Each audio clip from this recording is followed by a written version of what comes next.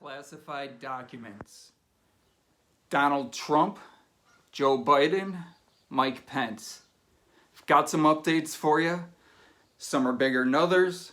The biggest ones at the very end. I'm going to go through a little bit of a timeline for you just as a refresher.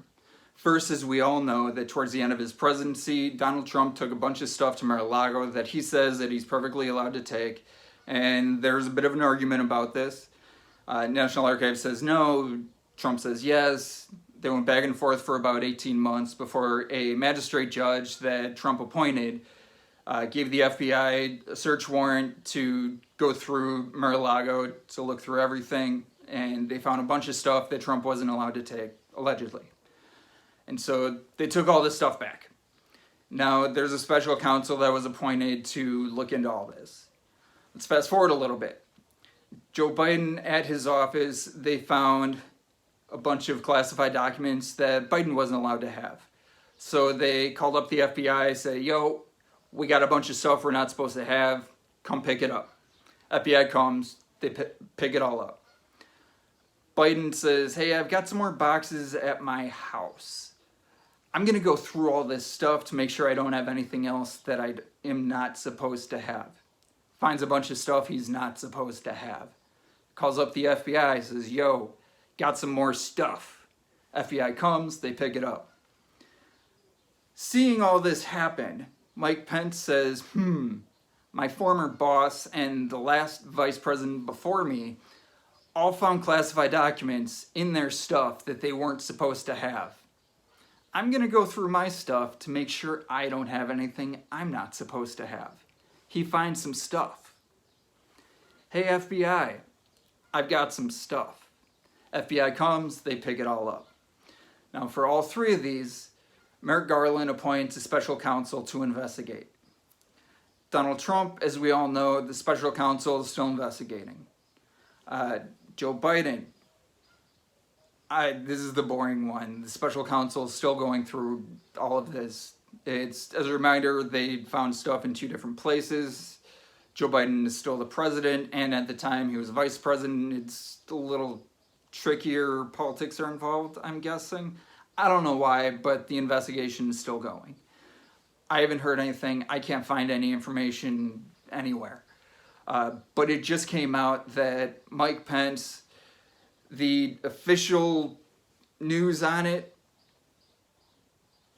they're not going to charge him with anything.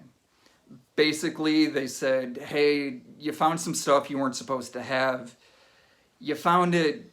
You did the right thing. You let us know about it. You gave it back. There are flaws in the system. You weren't supposed to have it, but you did the right thing. That's the important thing, is that you did the right thing, and you let us know, and you gave it back. You didn't hold on to anything. You didn't try and hide anything. You gave it back. Now, it's my guess is that's what's going to happen with Biden, as long as they don't find that anything was intentional. Where the case with Trump, here's the new information that just came out, was that, so Mark Meadows, his former chief of staff, sent someone to interview Trump for a book that Mark Meadows wrote called The Chief's Chief. The book came out. Feel free to go check it out. It was a total flop. Well, anyway, Trump, who's actually pretty well known for not wanting to be recorded, actually had one of his own people record this interview. My guess is because Trump didn't want anyone to say that he said something that he didn't say, which sounds very Trump-like, and quite honestly, with everything that Trump says he's been said that he didn't say, sounds like something I really can't blame him for doing, so that he can, bring the receipts. Because a lot of people are trying to bring the receipts against Trump. Well, allegedly, it's been reported by a couple of different news outlets that there are there are audio recordings from this time where Trump is saying, I have classified documents that I cannot show you. I cannot disseminate this information to you that are about various things. I've heard one story where it said just, we don't know what it's about. I heard someone else said that it had something to do with Iran. I heard even one place say that it had something to do with preparing an attack on Iran. And I had another place that I heard say it was specifically about his General Milley preparing attack plans on Iran.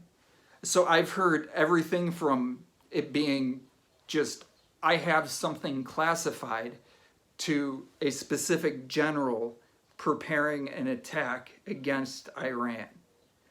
Now, I don't know what it is. There's no one that is independently verifying this. There's no one that's saying this is specifically what it is. But there is reporting that this happened. So if this is true, and this is reported, this is in the special counsel's investigation, we don't know what is real, what is not. This will come out if charges are brought, when they're brought during the case. So we don't know. We don't know anything yet. But if this is true, this means that Trump's whole thing about he had a standing order to declassify everything as soon as it left the White House, that means that he did not have that order, one. Or two, that he knew that was not a possibility. Now, there are other reports that say that on up to 16 different occasions, and there are actual receipts for this, that up to 16 different occasions he was told there are specific procedures that needed to be followed if something is to be declassified. And yes, the president can declassify whatever the hell he wants. It is limited to, he can't just blanketly declassify nuclear secrets. There's like very, very specific steps there. But if he knew that he had information that was still classified after he left the White House,